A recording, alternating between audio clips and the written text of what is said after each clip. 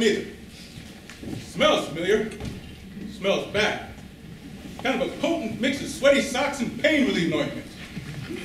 This is the type of locker room where I spent a huge chunk of my life pitching for teams like the Pittsburgh Crawfords and the Birmingham Black Barons. Most definitely not a major league clubhouse, no. This is the type of locker room we used in the Negro baseball leagues. That's where us colored ball players practiced our art form way back before the turn of the 20th century and right up until the 1950s. Yeah, Satchel Paige, that's me. And all the rest of us, colored ball players weren't allowed in the so-called major leagues, even though much of the American baseball talent was on our rosters.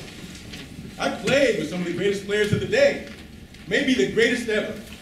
And I definitely pitched to the best hitter of them all, a catcher, Josh Gibson. Josh could out-homer and out-drink Babe Ruth. My teammates included my good buddy, Buck O'Neill at first base, Hank Thompson at third, and over the last few years, a young kid named Jackie Robinson playing between them. Then one day, I'm sitting in a stinky little locker room just like this, and somebody comes running in with the news. Mr. Branch Rickey of the Brooklyn Dodgers just signed up Jackie Robinson. You mean to tell me that that kid is going to be the first colored ball player in the major leagues? More than 20 years after my first trouble ball, Jim Crow got busted on the nose and I wasn't even there to throw the first punch. I was the one that started all that talk about letting us in the big time. I was the one that opened up the major league parks to the colored teams. I was the one the famous Whitehall players wanted to go barnstorming again. And Jackie didn't care nothing about being an entertainer or being famous. Me, I just had to be famous. Yeah, Jackie's good, but he's no Leroy Satchel Paige. Leroy Paige. That's the name my mama gave me on July 7th in Mobile, Alabama. The year? Well, that all depends on who you believe. It was either 1905, 1906, or 1911. Depending on whether my mama was on enough, my age or not. As mama says, that's not important. What's the age of Satchel Paige? Now, I never understood what the big deal was. When I tell people my real age, they just don't believe me anyhow. If somebody would ask, I'd just say, well, how old would you be if you know how old you was? Now, you might also ask about my nickname. Well, I was a big kid. Big kids got big feet. So they started calling me Satchel Foot. That's because when I came around the corner, first you saw my satchels, then you saw me. No. My feet ain't got nothing to do with my nickname, but you hear all sorts of other stories about how I came to be called Satchel. I'm sure there's one true story out there somewhere.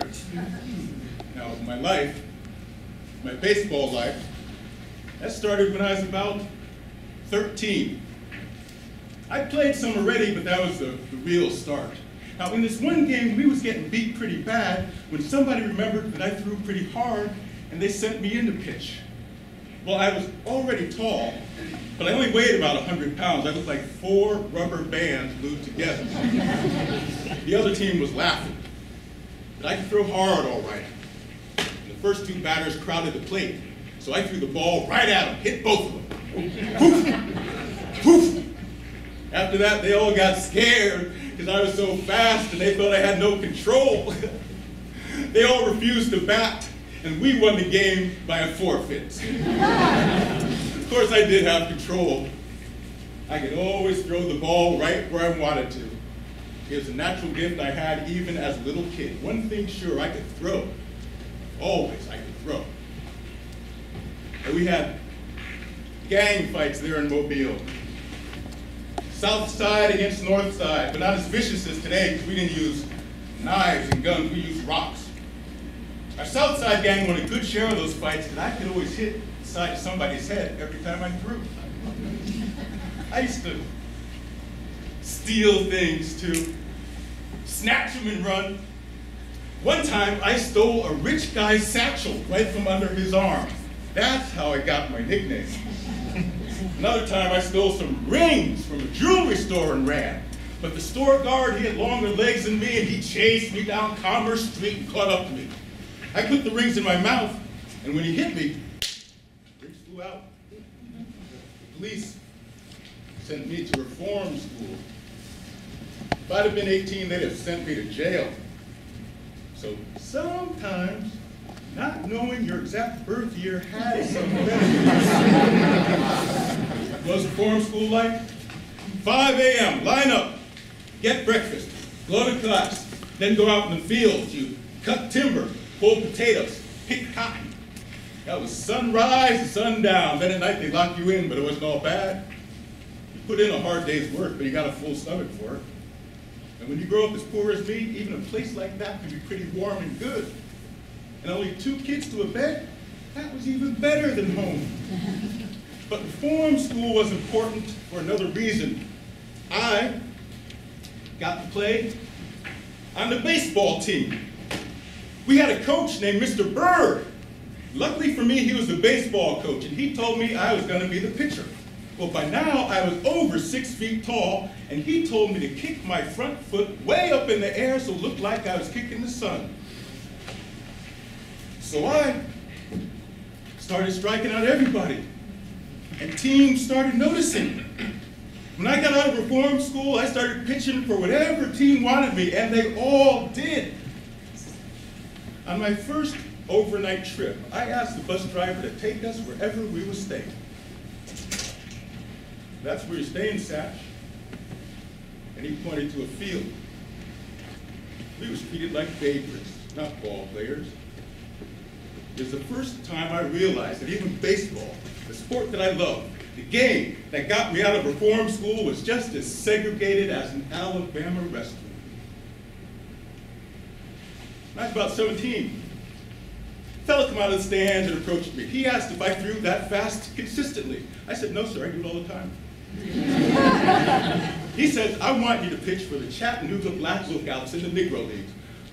I said, you'll have to ask my mama. Now, mama,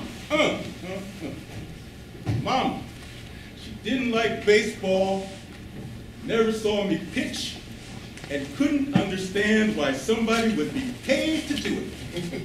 She thought it was sinning, always playing and never working. But this fellow offered to send the money to her directly. She agreed. $450 a month, $400 a month, and $50 to me. Oh, boy. In Chattanooga, I was throwing the ball so hard, even my catcher couldn't see it. One catcher said it was like trying to stop a freight train with the brakes gone bad. But I was learning to control my pitches. And my pitching philosophy is simple.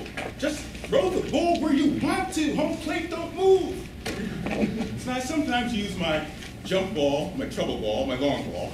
I got a hiccup pitch, a humdinger, a holy moly. I also got a steam ride. You reach the plate before the K. And of course I got my Paige turner, that's P-A-I-G-E.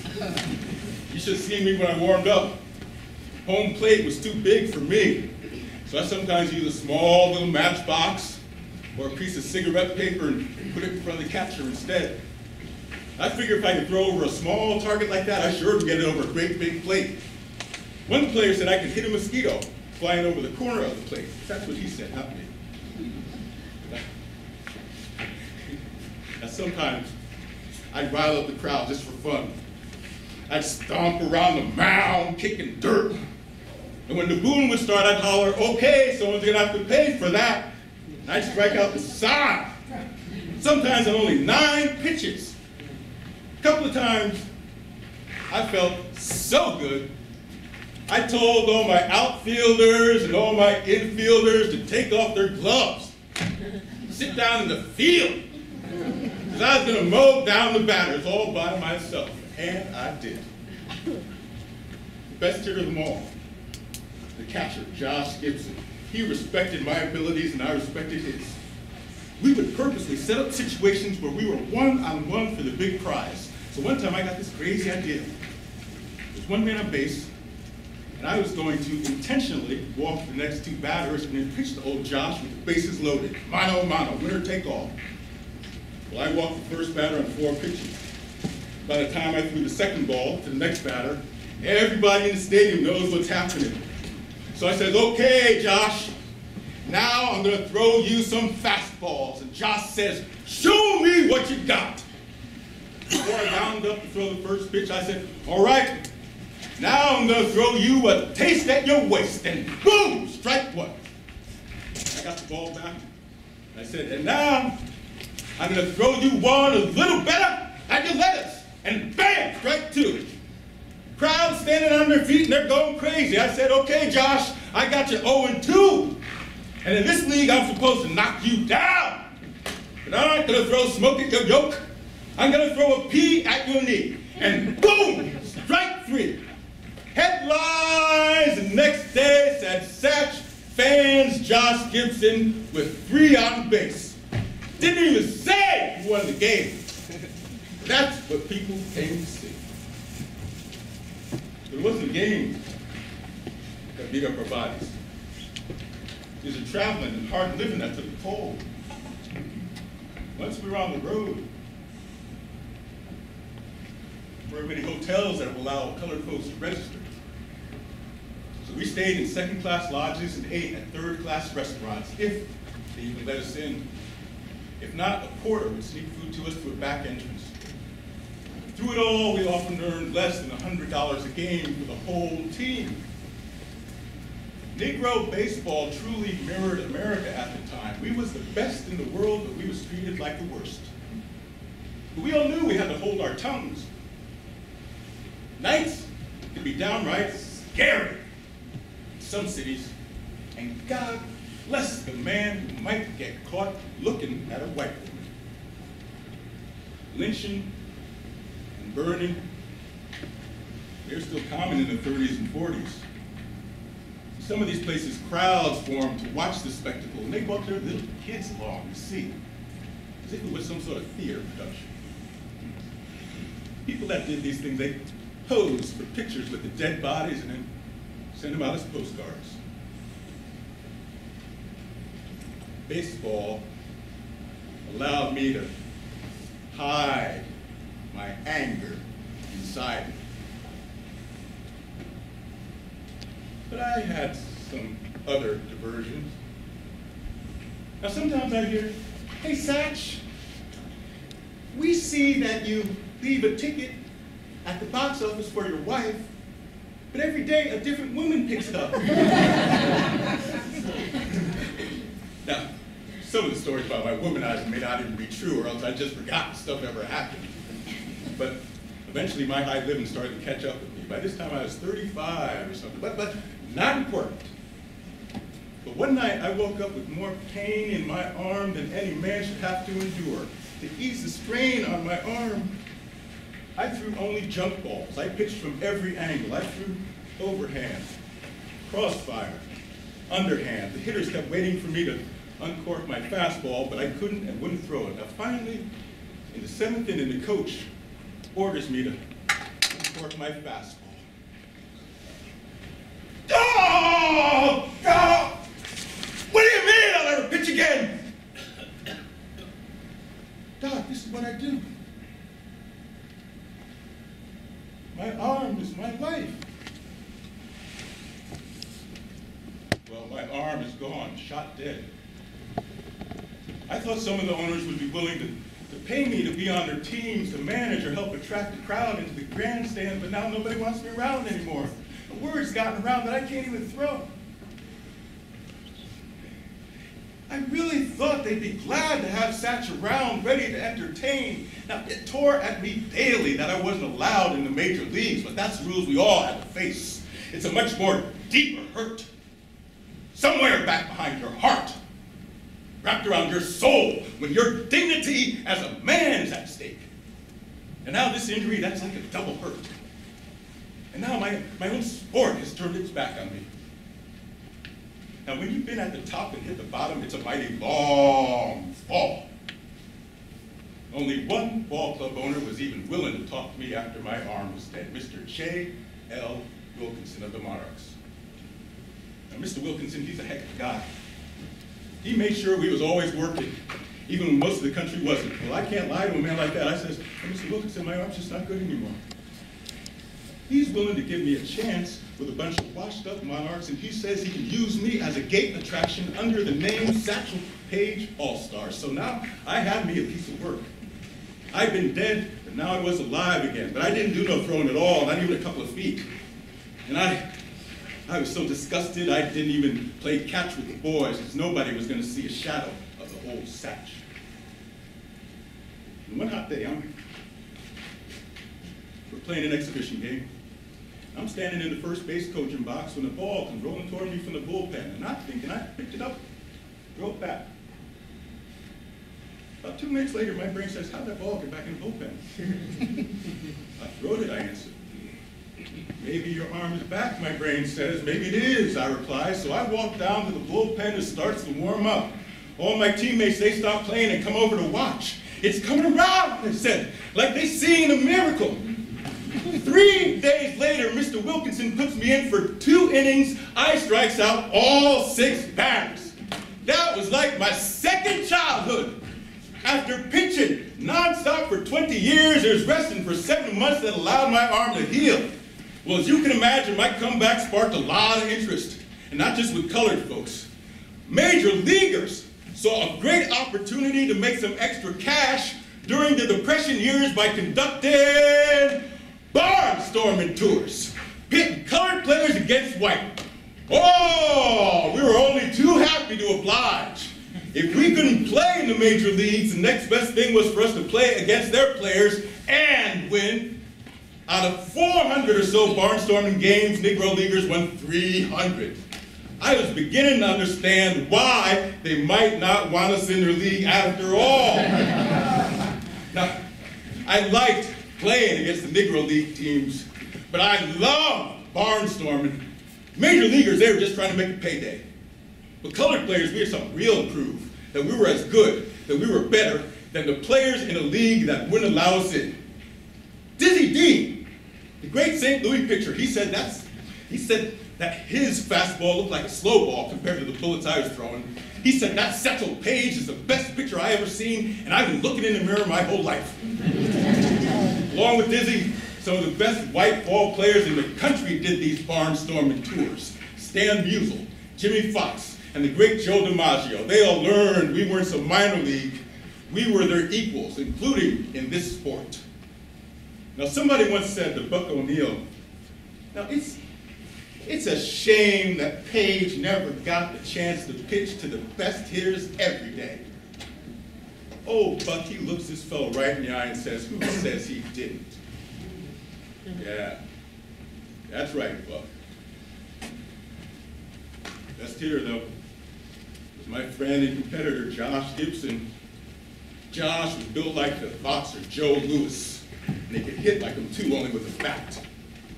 If we were allowed in the major leagues, every team would have wanted Josh. They called him the Black Babe Ruth. We thought Babe ought to be nicknamed the White Josh Gibson. When the Pittsburgh Pirates asked permission to sign Josh, the baseball commissioner, Kennesaw Mountain Landis, he said, colored players have their own league. Let them stay in their league. And after that, Josh started drinking more and wrecking that great body of his. He was living a wild life and getting into drugs and things. He had a stroke at 35 and died just 3 months before the Dodgers signed Jackie Robinson.